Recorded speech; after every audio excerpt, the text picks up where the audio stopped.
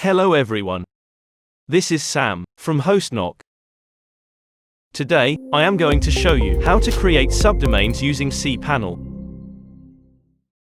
Without further ado, let's get right into it. Log into your cPanel by entering the username and password. You will be taken to a dashboard where you will see many options. Click on the Domains option under the Domain section. You will be taken to the next window where you will see a Create a New Domain button.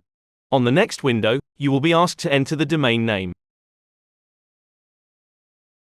Click on Submit and create another.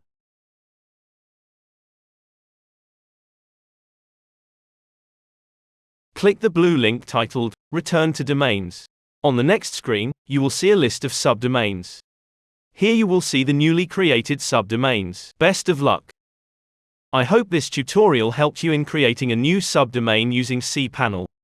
If you still have a question or query, feel free to ask in the comments section below.